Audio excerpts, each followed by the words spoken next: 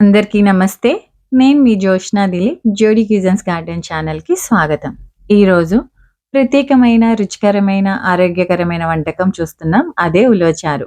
చాలామందికి ఉలవచారు తయారు చేయటం పెద్ద ప్రాసెస్‌గా అనుకుంటారు. కానీ నా పద్ధతిలో చాలా సులభంగా, తొందరగా, అదే అద్భుతమైన రుచితో ఎలా చేయాలో ఈరోజు మీకు చూపించబోతున్నాను. మొదటిగా ఉలవలనేది నానబెట్టుకోవాలండి. మనం తీసుకున్న ఉలవల్లో ఎలాంటి రాళ్ళు, మట్టిగడ్డలు లేకుండా చూసుకోండి.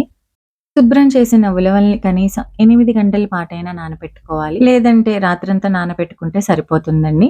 ఈ విధంగా నానిన ఉలవలను ఒక మందపాటి గిన్నెలో లేక కుక్కర్‌లో తీసుకోవాలి. ఇప్పుడు పప్పు మునగా నీళ్లు వేసుకొని, అందులో కొద్దిగా పసుపు, కొద్దిగా నూనె వేసుకొని, మూత పెట్టి సన్నని సెగపై 10-15 విజిల్స్ రానివ్వాలి. పెద్ద మంట మీద అస్సలు పెట్టొద్దండి.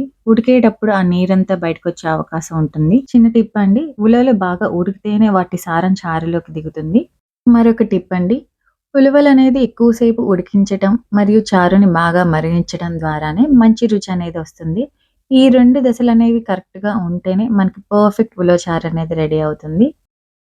ఈ విధంగా ఉడికిన ఉలవల్ని, నీటిని సెపరేట్ చేసుకోవాలి ఒక జాలి సహాయంతో.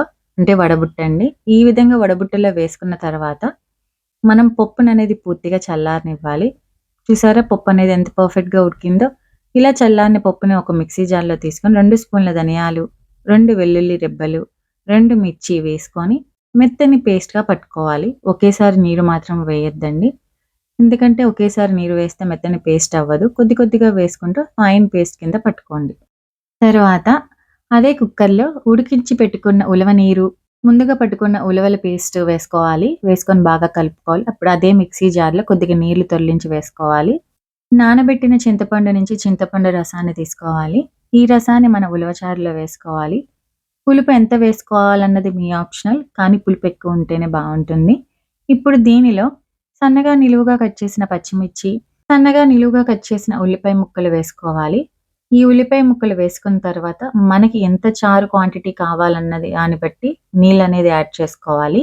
ఇప్పుడు దీనికి తగినంత ఉప్పు వేసుకొని కాసేపు మరగనివ్వాలి. ఈ ఉలవ చారు అనేది ఎంత మరిగితే అంత రుచిగా ఉంటుంది. ఇలా మరుగుతున్నప్పుడు మనం తాలింపు వేసుకోవాలి. తాలింపుకి కావాల్సినవి ముందుగా ఒక పాన్ తీసుకొని అందులో తగినంత నూనె వేసుకొని, నూనె వేడెక్కాక దంచి పెట్టుకున్న వెల్లుల్లి రెబ్బలు వేసుకోవాలి. ముందుగా వెల్లుల్లి వేయటం వల్ల మనకి చారుకనేది మంచి రుచినిస్తుంది. సువాసన గూడా బావుంటుంది.